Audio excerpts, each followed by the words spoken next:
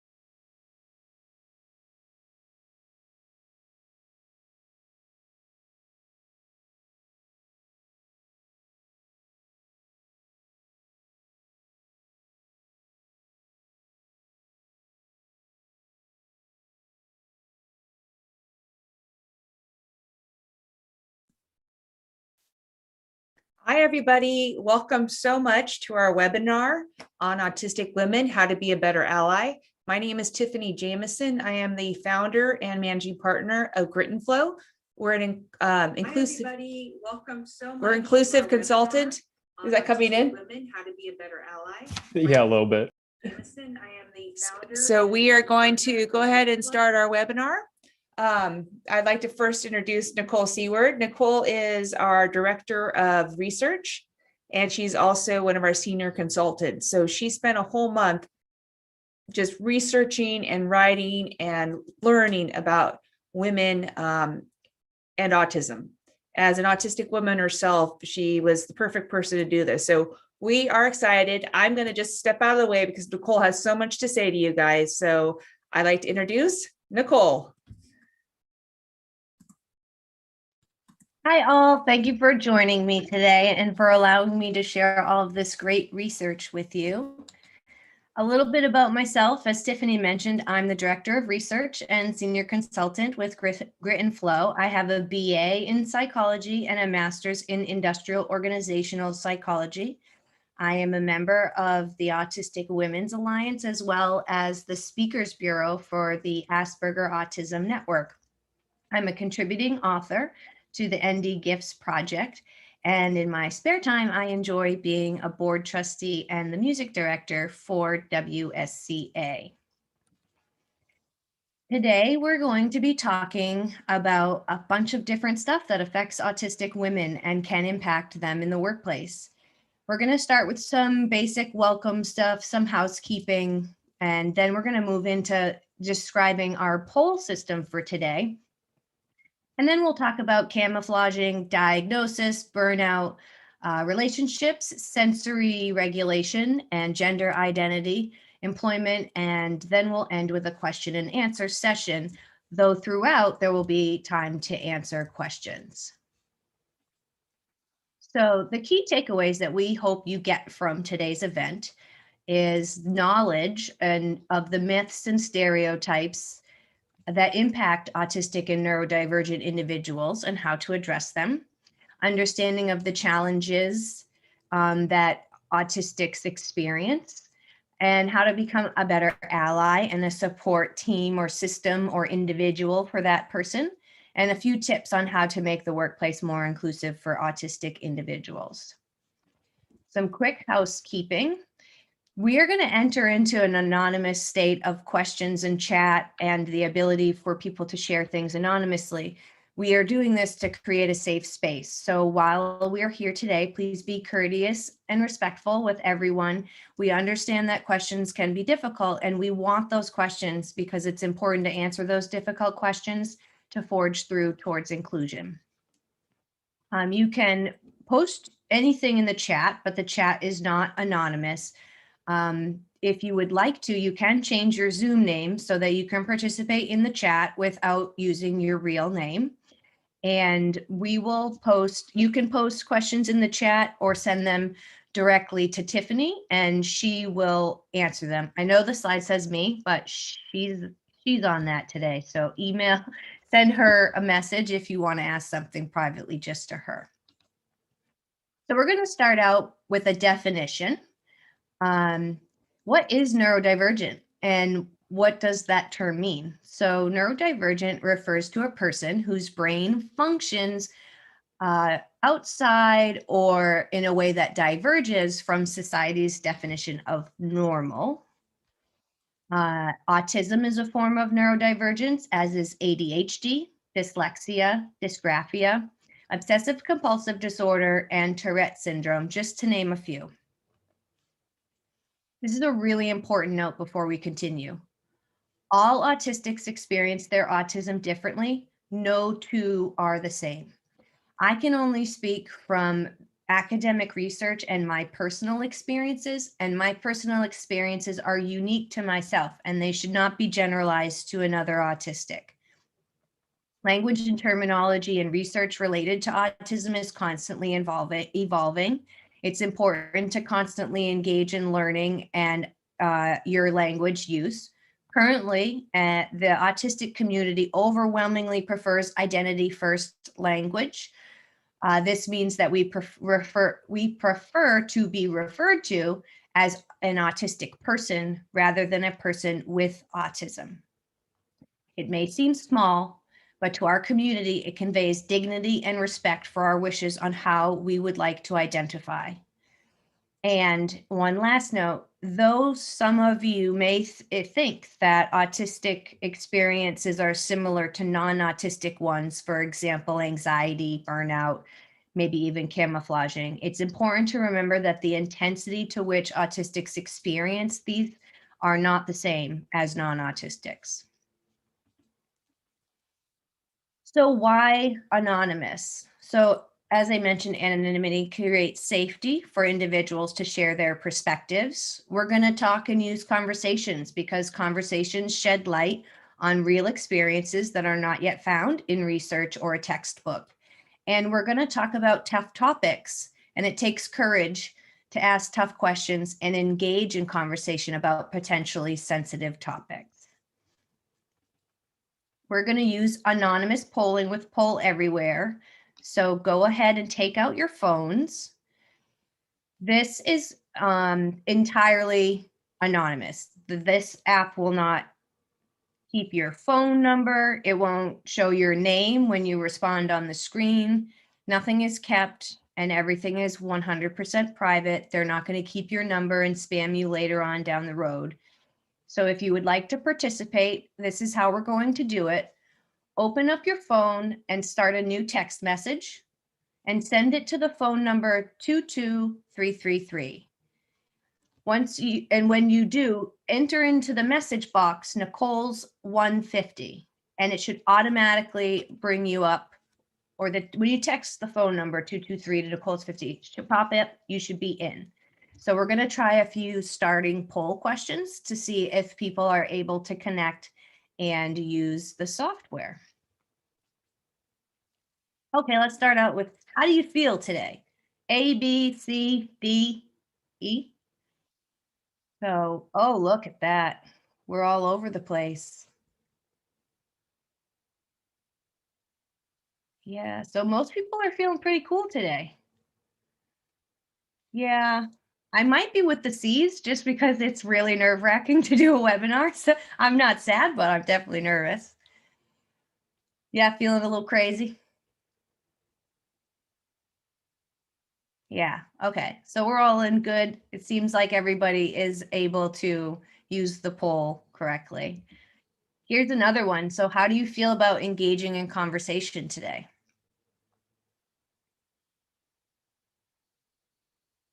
That one not working? Oh, there we go.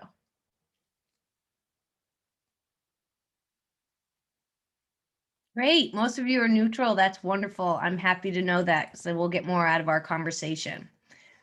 Okay, we're going to move on. So we're going to talk about some truths, myths, and stereotypes that relate to the neurodivergent community and autism. So you're going to tell me, I'm going to read each statement, and you're going to type in the chat, autistic people, whether or not what I say is a myth, a truth, or a stereotype. So autistic people cannot work or do not want to work. Is that a myth, truth, or stereotype? Well, that's a myth. Approximately 85% of autistics are unemployed or underemployed, and 69% want to be working. Next, only boys are diagnosed with autism. Yeah, the stereotype. Currently, 1 in 42 males are diagnosed as autistic, compared with 1 in 189 females. It is entirely likely that autism is present equally in both sexes, but because researchers and clinicians have historically left women out of research and autism studies, there's really no way to know at this point. Oh, I threw the answer up early on that one. So it's false that all autistics prefer not to socialize or talk with others and engage socially. As I mentioned at the start, we're all different. Some of us are incredibly chatty, like myself, and others prefer not to engage in social communication at all. Some will engage depending on the group that they're in or the situation. So next, you can tell by looking at someone that they are autistic. Yeah. Myth, definitely. Autism does not look like anything. We are all different with different levels of ability. For some, their autistic traits are non-visible, and for others, they can, you can probably spot or identify them. And as an autistic individual, and I'm sure if there's autistic people here today, they can relate that once you're autistic, you can spot a neurodivergent or an autistic individual before they even tell you. We have like a radar for that. Next, sound, light, and touch are painfully physical for some autistics. Yeah, true, very true. So, and this is all, we're going to talk about this, but this is due to sensory processing and input. Next, if you can make eye contact and engage in a back and forth conversation, you are not autistic.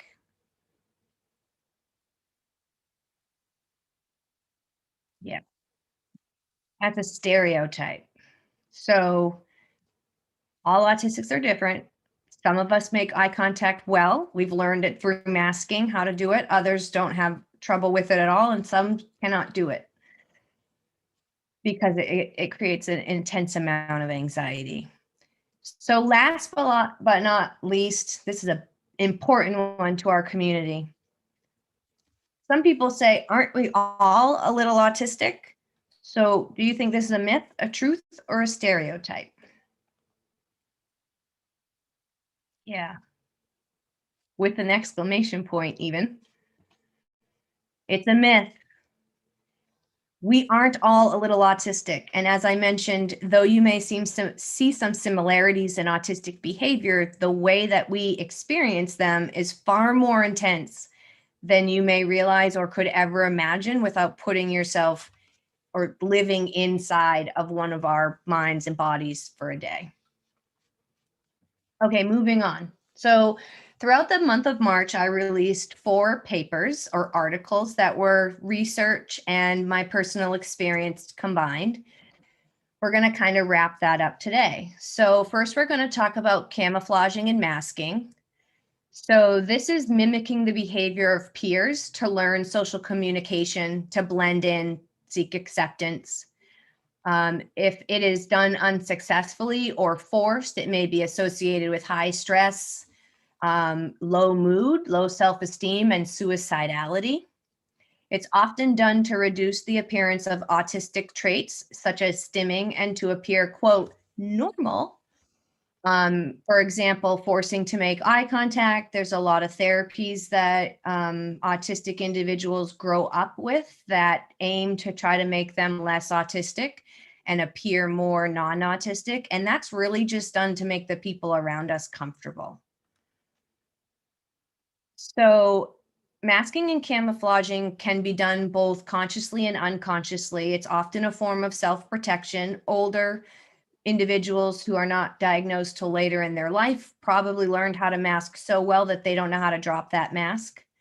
Camouflaging can delay a diagnosis and or cause burnout. And it's very different from the intensity that that a non-autistic person might experience. It comes with an intense level of exhaustion. And for me, it's like walking through mud with my head floating above me. I'm moving really slow and I'm detached and it's kind of floating out in outer space. And I'm disconnected from how to understand social communication. It takes a lot of effort. I'm second guessing myself constantly. Did I say the right thing? Did I say the right thing?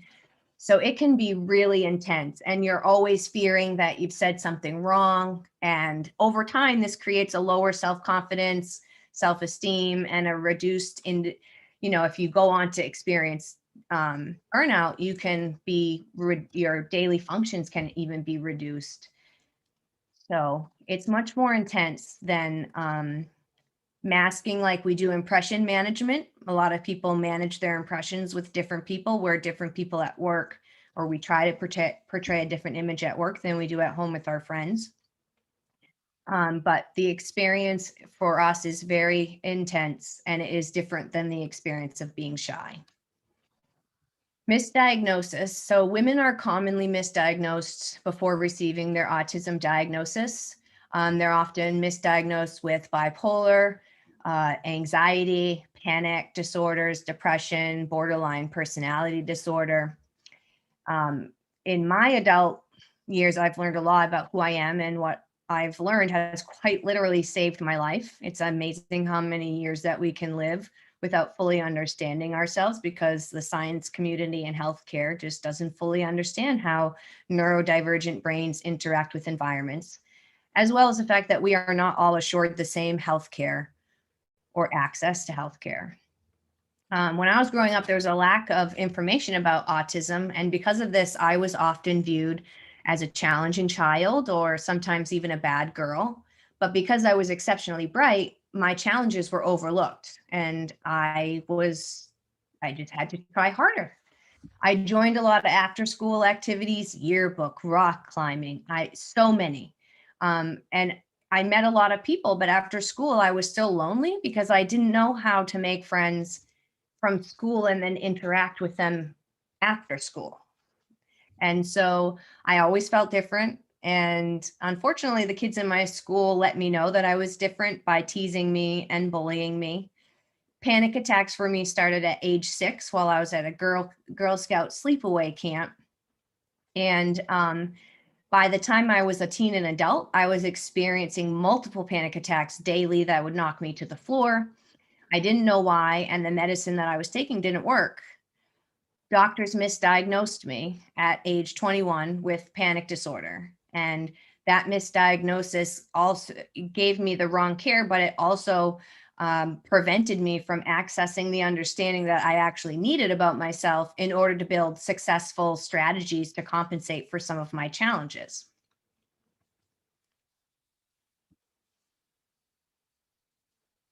Here's Carly, someone we interviewed. Did you experience being misdiagnosed? And was it difficult for you to receive your autism diagnosis? I actually have had almost every single mental health diagnosis that exists prior to getting my autism diagnosis. Ran the gamut first, started in junior high. I was suicidal from bullying throughout my elementary school years, and so my parents took me to get help and got a myriad of diagnoses over the years. At one point, someone diagnosed me with 4 different personality disorders at the same time, even though you can only have one.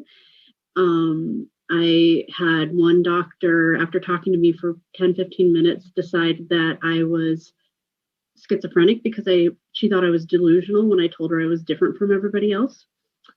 The meds she put me on almost put me in a coma, so we realized that's not a good diagnosis for me. I eventually, because of depression and anxiety, ended up on Social Security disability with major depressive disorder until I came across a Time magazine article about a little boy with autism, and the light bulb went off. And so I got diagnosed by UCLA when I was 28. Yeah. Thank you for sharing. Okay, so now we're going to talk a little bit about burnout. There are individuals who are non-autistic that do experience burnout, but autistic burnout is characterized by chronic exhaustion, a loss of skills, and a reduced tolerance to stimulus. So the loss of skills that happens are related to thinking, remembering, creating, and executing plans, performing activities of daily living and living independently, from taking a shower to making yourself a snack or even a meal.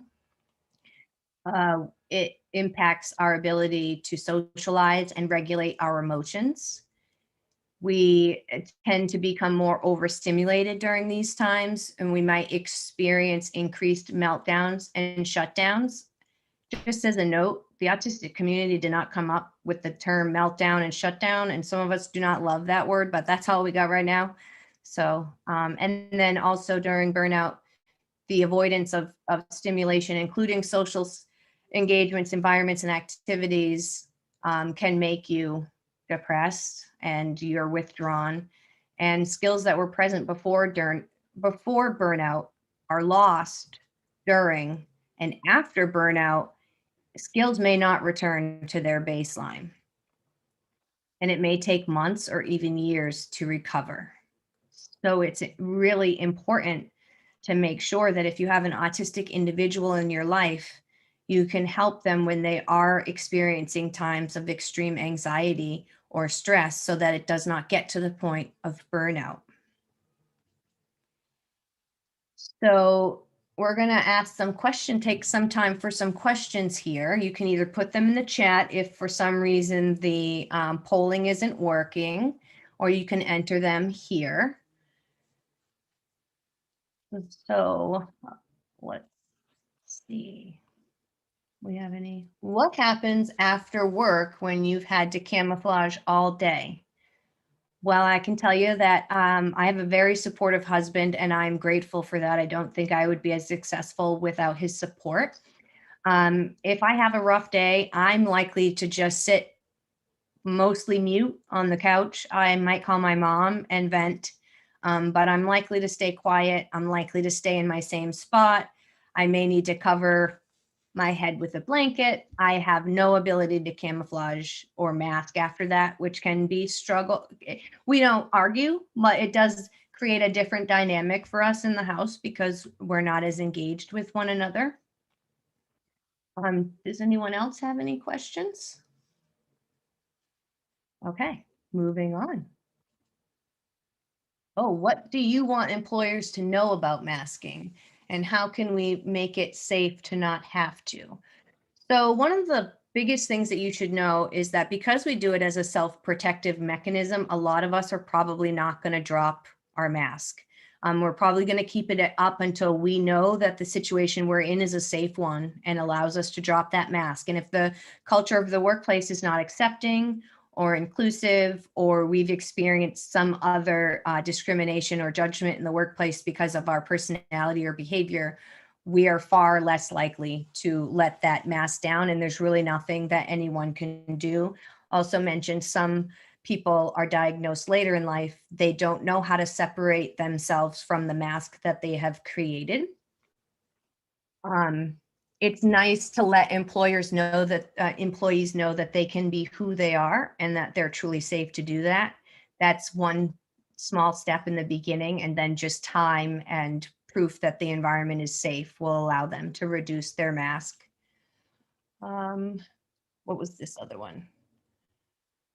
What happens when I don't have the energy to camouflage? Depending on the day I'm experiencing, we could meet for this first time and you may come away thinking of me as withdrawn, uninterested, direct, opinionated, distracted, even rude. And that's what happens when I don't have enough energy or spoons, as many say in the autistic community, to no longer mask and look neurotypical. So it brings me down. And because I feel a lot emotionally after these types of experiences, like I've let someone down or what have you, I'm fully aware of them and nearly powerless to make them any better. And they make me sad. So it can be really intense experience. And if you do know an autistic individual and they've conveyed to you that they had a day where they, had a tough day or something like that, or they've masked a lot, then you can definitely ask them about their day and if they are having no energy left to mask.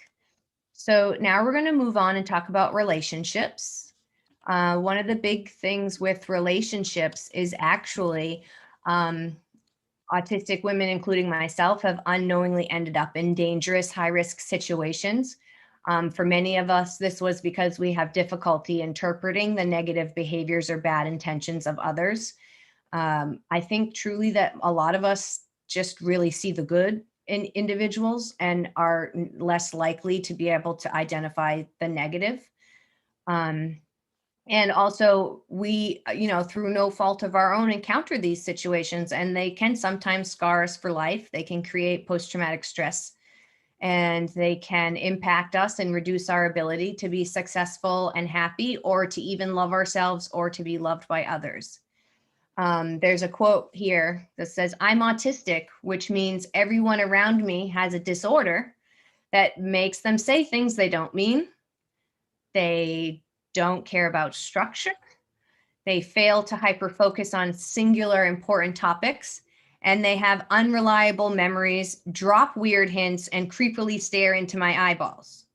So autistics have our own perception of what non-autistics are like, and we often wonder, why are they different from us? The bottom of this is very important, of this quote. It says, "Why do people say that you're the weird one?" And that's because there are more non-autistic individuals than there are autistic individuals. So sensory regulation and gender. You ever walk into the office and it's too cold or too hot? Ever battle with someone across the office over the thermostat? Yes. Yeah. So that's like, heat and temperature is one type of sensory input. So whoever answered that can say, well, I've experienced the sensory input negativity from my workplace. It might just be the temperature, but sensory processing and integration for autistics is quite different. Lights, sounds, smells, textures, or touch, visual movement, visual clutter, temperature. This can all cause dysregulation, also known as shutdown or meltdown. But dysregulation is, doesn't sound like we're children, because we're not. And so what do you do when you hear a loud noise? You might jump a little bit or maybe flinch. Autistics may bolt because sound hurts for many of us. Working under some lighting feels like being in a spotlight, or as if you're directly looking at the sun. Textures of uniform fabrics and dress codes that demand heels, skirts, nylons, button up, those can all be troublesome. So for me, my sensory input is a lot about sight and sound. I have to wear comfortable clothes, but I wear rose-colored glasses to reduce some of the intensity of light. And I also wear noise-canceling headphones. They're not very cheap to get ones that work. They're about $300 to $350 for a really good pair. So gender identity and sexuality is unique to the autistic population in the extent that autistics are more likely to have diverse gender identities than those who are non-autistic. And while those that are assigned gender of the gender of female at birth might experience, research says they are more likely to experience gender, different gender identities. Autistic people as a group are more likely for that. So what can we do? Part of inclusion that is geared towards autistics includes some of the measures you may have already taken in the workplace. Formal and informal training on LGBTQIA+, their community, their challenges. This is needed to increase sensitivity and understanding and to reduce discrimination. Provide a single stall genderless bathroom for all employees to access at any time. Implement gender neutral work uniforms and dress codes, particularly for those individuals who may want to transition while staying in the same workplace. This will remove the confusion of whether or not they should wear a female uniform or a male uniform. And this is the same with dress codes, high heels, skirts, suit jackets, ties. Those are also gender reliant. And so if you have a gender neutral dress code, that can also be really inclusive for everyone involved. Supportive organizational climates, general social support, identity, unity, and acceptance of the transition process are also associated with improved mental health and positive workplace outcomes. So your support can go a long way to helping an individual during this time of their life. Some of the additional disability and diagnoses that are common in the autistic population is Ehlers-Danlos, Fragile X, movement disorders, auditory processing, epilepsy, migraines, and more. Learning differences and other forms of neurodivergent, as we mentioned, can also be coupled with autism. A lot of that is a comorbidity. Premenstrual dysmorphic disorder and polycystic ovarian syndrome and painful cycles are very common for autistic women.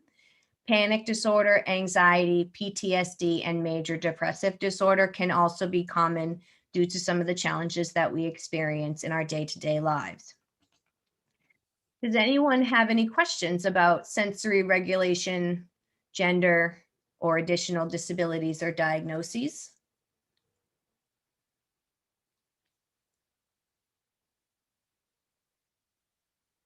I see one coming in. What is something I can offer my staff to help them sensory regulate? A great thing is to offer them the opportunity to go to a sensory room. And this would be a room where they can control the temperature, the light, and one that is in a space that it has reduced sound. If you don't have one of these in your workplace, that's totally fine. If you have an empty conference room or an empty office that someone can go and sit in for a little while, that's great. A lot of times we know how to self-regulate our overload from the sensory input. We just need the opportunity to have that. We might need to sit in our cars, we might need to go for a walk, but we don't necessarily need to be sent home or viewed as less productive than others, because we will make up that time, and we'll be grateful that we work in a workplace that offers us the opportunity to manage our own sensory regulation. So Nicole, there's a question. It says, it appears there's a lot of overlap between autism and ADHD. Can you speak to any major differences?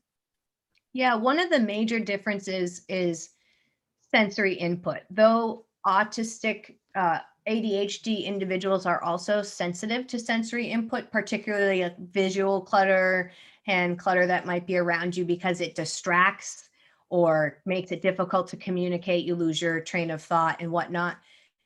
With autism, those sensory inputs it creates this internal noise that builds up and builds up and builds up and builds up. And if it builds up too high, it can be a total, end to our abilities for a few minutes, maybe even a day. So the sensory input is a little bit different to those differences. And then another question is, if we see a coworker stimming, is there anything I should do? Yeah, so stimming, we stim to reduce anxious feelings. Movement and anxiety is almost central to an autistic's existence. So we move a lot to sort of dispel this anxiety, to just dispel uncomfortable internal sensations.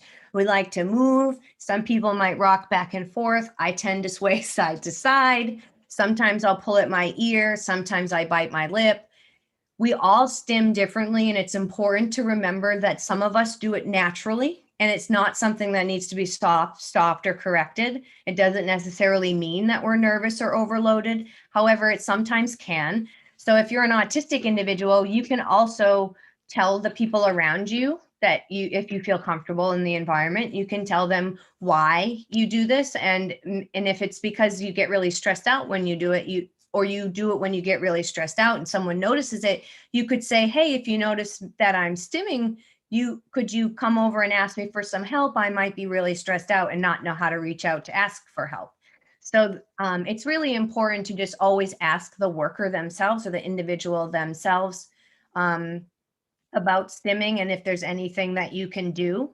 But don't be put off if they say no and that is just natural to them, because oftentimes it is, and it is not something that needs to be corrected. And in fact, it should be welcomed in any workplace. I do it when I'm in super hyper focus mode too, and it's almost like an engine that drives me. So keep that in mind, that we are all different with regard to that. I'll take one more and move on. Yeah. Okay. What would be some reasonable accommodations at work? For sensory regulation? I'm assuming Nathan. Yeah. I would go with sensory. Yep. So sensory would be headphones, allowing them to wear sunglasses in the workplace, allowing them to get away, as I mentioned, to a sensory room. Okay, I see autism. So we can also, if we're in an inclusive workplace and we have the ability to talk openly with our employees because we've established a trust connection with them, this is beyond the disclosure conversation. You can ask them the best ways to help support them in the workplace. They know what they need better than anyone else. I don't know what they need. They do. I can only give a few examples, but it's really important to just ask the individual themselves, because we all have different workarounds. I'm going to move on. We're going to talk about employment now, and this is the longest segment of the presentation. And excuse me, there's not a lot of questions or polls till we get to the end. Research by Baldwin Costley has stated that the educational credentials of autistic women should place them in a favorable position in the labor market. However, unemployment and underemployment remain significant issues. So what are some of the barriers to our employment? Negative attitudes and bias, which I'll talk about more in a minute. Job descriptions, interviews, the inability or discomfort with promoting ourselves, difficulty with understanding how skills from a previous job or experience might transfer to the new job or experience. Accommodation usually requires someone to disclose their diagnoses and go through a rather complicated and uncomfortable process of providing documentation from a medical professional. In the autism community, we consider self-diagnosis valid because autistic diagnoses are extremely expensive. We're not all offered the same healthcare options. And quite honestly, they don't know enough about autism to catch individuals like myself and some of my friends. So it's really important in some workplaces to not require disclosure for accommodations. How about at Grit and Flow, we tell people to just say, I work best when, to take that medical diagnosis out of it. Why wouldn't you want your employees to be performing at their best? And, you know, a lot of people think that, you know, providing accommodations costs a lot of money. But the truth is that according to JAN, the Job Accommodation Network, 56% of adjustments cost nothing at all. And the rest cost a one-time investment average of $500, which has stayed consistent for many years. So this just isn't now, this is always. I entered the workplace at 15 on a worker's permit, and I enjoyed all kinds of jobs, and I tried all kinds of different things because I was curious, and our guidance counselors didn't encourage college or really guide us on any way to begin a career. And so I would interview, and I would have a lot of trouble because interviewers would ask me from a negative perspective, why have you done so many jobs? And often I wasn't hired because my job history didn't show a clear interest in one field or another. But as I mentioned, I'm insatiably curious and was interested in trying out positions.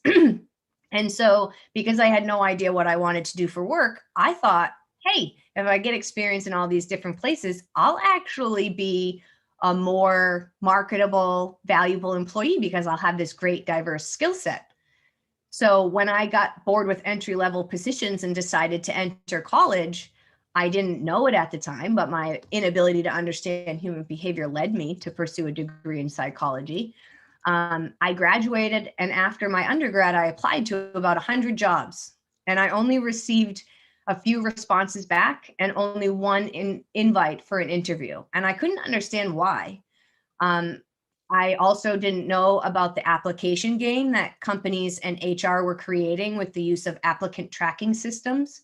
And so when I wasn't getting hired, I thought I just need to be a more marketable job seeker. I need a higher education level because, you know, society always says education, education. That's the way to success. So I assumed a higher degree would be my key to success.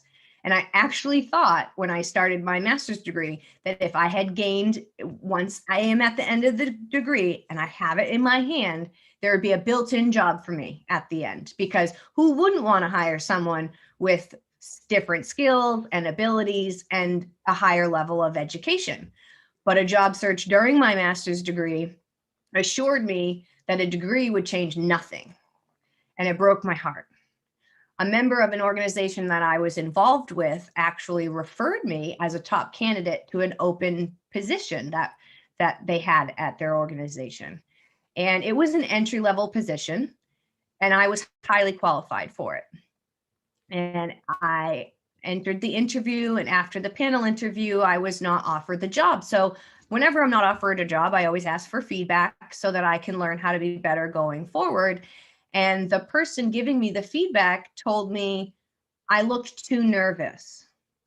Well, then when I explained to them one of the panel interviewers' intense form of interviewing me and asking really intense questions, she said, oh, that's his shtick. That's what he does. He tries to make people uncomfortable in interviews to see how they respond. And I understand that some jobs, it's really important to know how people are going to respond under pressure, but there are other ways to see how someone would respond in an intense environment that can wait until after the first interview. More than autistic and neurodivergent people experience anxiety. And if necessary, conduct the first interview by phone and then schedule the second one in person. There are thousands of autistic and other neurodivergent people with skills that outweigh the jobs that we're applying for.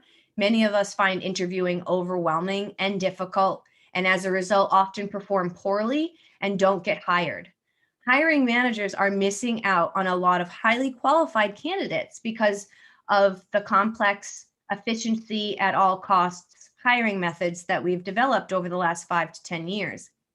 So what this is this, if you're not taking the time to invest in your human capital, you will lose financial capital, because humans that work in your organization as a workforce, they are your ticket to success. I mean, imagine if you're here and you're a business owner, imagine what it would be like if you lost your entire workforce in one day. Where would your business go? So it's important for places to really look at their processes for interviewing to be more inclusive. And, the grasp for talent right now is a very common struggle for a lot of businesses.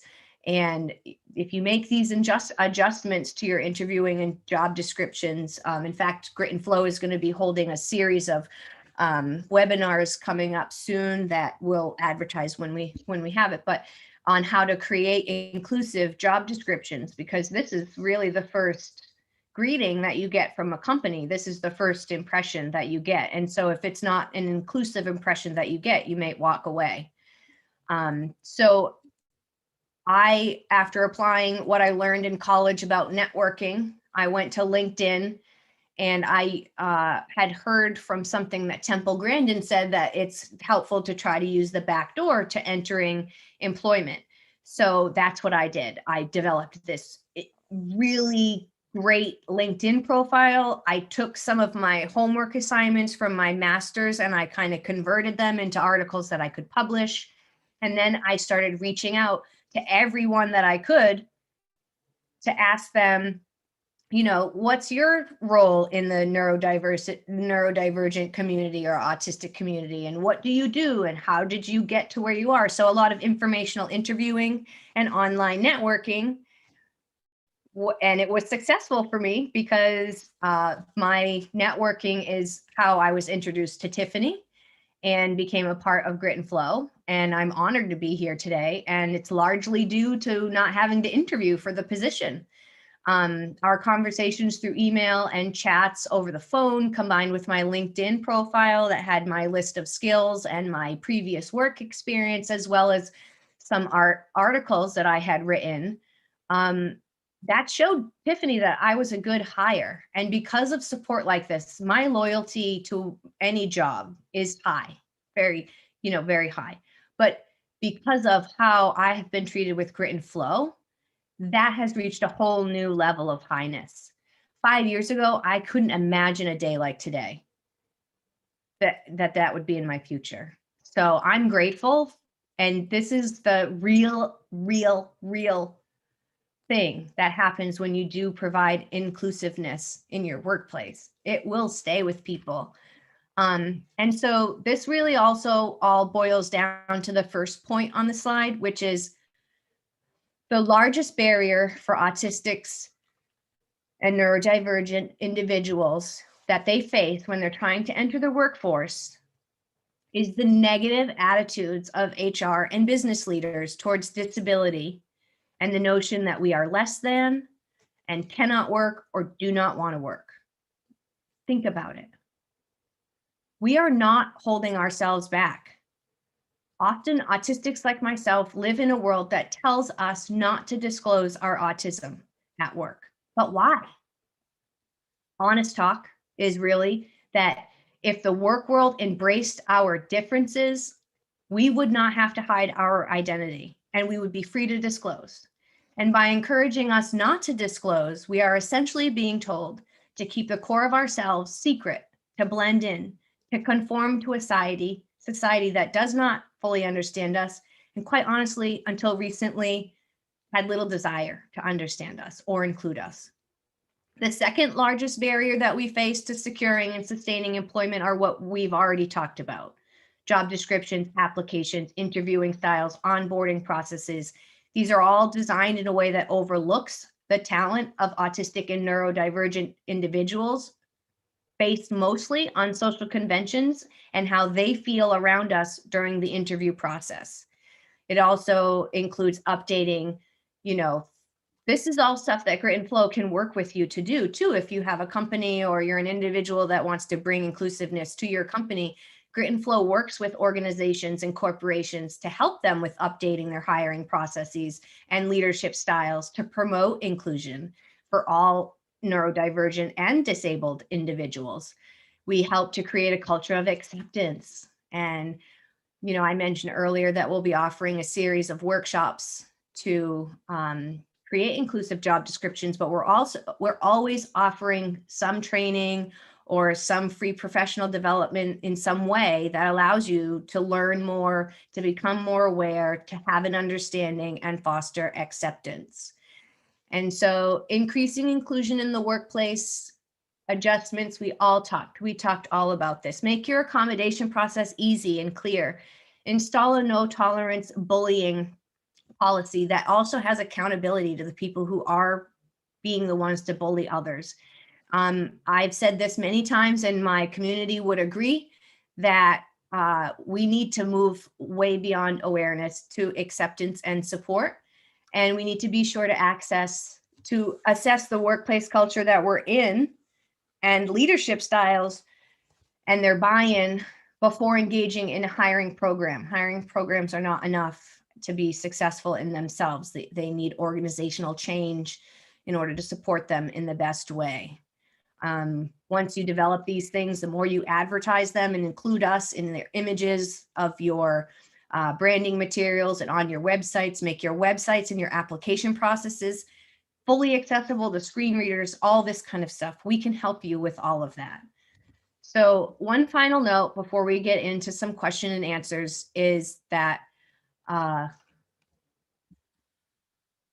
is not something that we can separate from who we are. And this is a note from me. We are not people with autism. We cannot leave it behind. We are autistic people. Autism is central to is a central part of our existence. And many of us appreciate our autistic strengths and traits. We do not need to be cured. We want others to understand us and embrace our differences. Let us be open about our identity in the workplace and live our lives authentically without discrimination. We overwhelmingly want to work, but we did not build the systems that currently exclude us. Therefore, we need the help of corporations and individuals to promote and include autistic voices and neurodivergent individuals in organizational decisions, product development, positions of leadership. Offer us advancement opportunities for sustainable employment. Don't keep us at the bottom. The chance to be on the board of directors even to help affect organizational change that can make your company more inclusive. Really, our society has been aware of autism for decades, multiple decades. So we should be way beyond the point of awareness, and autistic acceptance even is overdue. We're here and we're ready to work, but that back door or that door is locked. And, we didn't lock those doors. So we're here and ready to work. And if organizations can progress forward to unlock those doors for us and make a dedicated effort to open, the possibility for us to be in the workplace and supported as our full authentic selves, that would be amazing. And it would change the landscape of how many autistic individuals are unemployed or underemployed. Finally, we are not complex puzzle pieces. In fact, most of us are disgusted with the puzzle piece as a symbol of autism. In fact, many people in the autistic community view it as a symbol of hate. It also tells us that an organization doesn't really understand us and doesn't know what we prefer and desire or what we find offensive. So autistics, this is the last thing I want you to take away with you today, and then we'll get into some questions. Autistics are people first, and we want and deserve meaningful employment that comes with a sense of purpose and to be treated with dignity in the workplace, just like all humans do. And so with that, I will open up. First I should say, this was not created by just me. I used many academic references and resources in order to create this webinar and to write the papers that I've released on my LinkedIn page. If you would like to read them, they're also posted on the Grit and Flow page and on our website under our conversation tabs. before we get into question and answering, we have a survey that Tiffany is going to post into the chat box that we would like for you to fill out just so that we can improve our training over time and make our future events more, helpful for the audience who's attending. So here's the question and answer. So again, you can enter your question in chat. It's not anonymous. You can send it directly to Tiffany, i.e. me. If you want to keep your name separate or not in the chat, and you can send it through this poll. So Tiffany, did anyone have any questions that you might want me to answer before some questions come in on the poll? There were a lot. So there were a lot of really good things. I think, the job description came up as a big thing, and I'm kind of waiting for something answers. I'm going blank. Anybody want to jump in here with their questions? I'm going through all the pages. I think there were some questions about, oh my goodness, this being the best 45 minutes of their life. That was a good thing. Oh, why do you use women with an X? Women with an X is an inclusive term used because women can involve, different gender identities, different preferences for identification.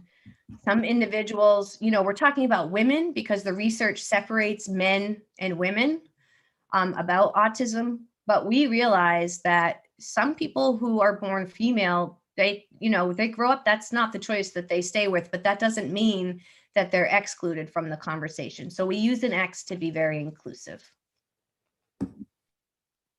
So there were questions about women and men when it comes to sensitivities. Do you find that women have higher sensory requirements or challenges than men in your research? Yeah, research does show that women are typically more overwhelmed by sensory input, but it may be because we are also more likely to strive and try to engage with others socially. We're also very good at camouflaging, so we can at some point be really burnt out and not be able. So if you've gone through a meltdown, and we all know, I call it the hangover. It's kind of my description. I see it with my son who's autistic. I've seen it various people. So how can you communicate with a workplace? You've had, your burnout, you've had your situation, it's been resolved, but that hangover part, how do you make them understand that? Yeah, I know, like the onus is always on the autistic to describe everything, because there's not real knowledge out there about the actual experiences of our lives that really impact us. In fact, people have been designing things for us for years without including us. So if you're in the workplace and you've had a meltdown or a burnout, if you've left for a long period of time, obviously that would be great to, express with HR and to share with HR, but you can also just bring up the conversation with your supervisor if you feel comfortable enough doing so. If not, bring it up to your HR. It is really difficult to recover from dysregulation sometimes, especially if it's a really intense dysregulation. If I have a panic attack, I need to sleep. I need to sometimes just disconnect entirely. And if I don't right away, then sometimes it can make it even worse, and it can last even longer for me to get back on track. So sometimes, we don't always need to leave the workplace. Sometimes we just need to get away for a minute. But if we're in a workplace that's really intense and you have individuals that are calling out regularly, it might be because they're autistic and they're overwhelmed in their workplace, or that they've had, something going on. It might be there's a lot of things, again, that you can do. Don't touch a person if they're in the middle of a meltdown. Try to approach them and talk to them. But, go ahead. Yeah, I've one more question, but just regarding that, what I've been teaching, not teaching, but consulting with a lot of people in the workplace is to establish a code word with their supervisor when they're having that overwhelmed feeling or they need that. I'll say, I'm going to get peanuts, something like that. And then the supervisor respectfully knows they just need to go, we call it doing a lap, do a lap outside, do a lap, something like that before things fester and get worse. So I highly suggest having those conversations and setting up those little things that still give you privacy, but also the space you need. And we have time for one more question. It says, how can employers, or how can we help our employers promote inclusivity and or awareness among employees in the hiring process? The most important thing to fostering inclusion is sometimes the mere awareness. And, you know, the other thing that, Tiffany, can you ask me the question again? I've been talking for so long, my brain is Yeah, frazzling. no, I get it. So it's about employers, you know, how can we help them promote inclusivity? And I can help Nicole with this answer too. Oh yeah, you're great with this Yeah. answer. Well, we're a team. So we believe it starts with education, because a lot of individuals don't understand it. I mean, I spend a lot of time when I talk to companies just explaining the non-visible nature of neurodivergence. So people don't realize you can't see it. Then they realize, well, if you can't see it, how do they disclose? How do they ask for accommodations? So making businesses understand it's really not that simple as someone rolling in with a wheelchair saying, hey, you know, I need a little help with the ramp. It's a lot more complicated. We also believe starting to look at, you know, the recruiting materials, making them more inclusive, but even just the process, making, you know, you're thinking of everything they do into a multi-learner style. I think that's a good way to start. Can you see it? Can you feel it? Can you touch it? How does that person learn? Have all your policies, procedures, onboarding, everything in multiple media to support people. And if you start doing things like that, it starts just creating that environment and those things to get things going in the right direction. And then people will start to get more successful through interviews. But it is a lot of education. Yeah, you can also establish an employee resource group in your organization for parents of neurodivergent or disabled individuals, and those people themselves in the workplace. Get those two sides together in a room, and they're able to talk about some of their challenges and experiences, and some of what comes out of that can actually help create more inclusive policies in the workplace. And then there was one last question. We don't know how many people are camouflaging. We don't know. More than we think, I think, is the answer to that, for various reasons. And that's why it's unable, we don't have a figure on the unemployment rate for the autistic population, because one, women are still just getting diagnosed now. The self-disclosure, or the self-diagnosis isn't taken into account. And, you know, it's just people aren't saying they are because of all the stigma. So we don't even have true statistics about what the current landscape is, but we know it's bad. So I just want to compliment Nicole for the autistic women here and men, knowing to put on a 1-hour seminar and to speak so much about personal experiences is not an easy task.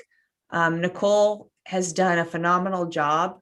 I learn a lot every time she talks. Her talk about grit and flow definitely brought a little tear to my eye. You know, I just encourage you to be yourself as you go out. And, you know, Nicole is a great role model, and I'm happy, you know, she's able to do this for you guys. And maybe if you send this link out, which we'll put on our media, you can get more people to understand this. Send it to your bosses, have them look at it. It'll be really helpful. We did live stream this. So we'll put that link out there on LinkedIn and our website. And then also we'll have this recorded in some other means. So just keep up to speed on grit and flow, and we'll go ahead and take care of getting you aware of all that. Last thing is we have another webinar coming up May 26th. So what my dissertation work is on, you know, HR managers, why are they not hiring? So we're going to talk about what I've learned, and it's that fear factor. And we're going to break down those fears and talk about ways we can address that. So you can register now, gritandflow.com. And I'm also going to put the link in the chat, but we would really appreciate it if you guys would fill out the survey. I think we need a lot of hand clapping for Nicole right now. Can everybody get their little icons on? I want to see them flying up the screen. Woo, and hearts. Come on, I want to see them. Yeah, because she was amazing. So Thank you all. Tiffany does know that, I mean, I could probably appeared very well today, but Tiffany is no stranger to my challenges off screen, and she helps accommodate me in any way that she can so that I can be successful like this and provide individuals this type of information. So thank you, Tiffany. wow, I love you, man. All right. All right. Everybody have a great day, and we look forward to seeing you guys at the next webinar. Thank you so much. Peace Bye. out.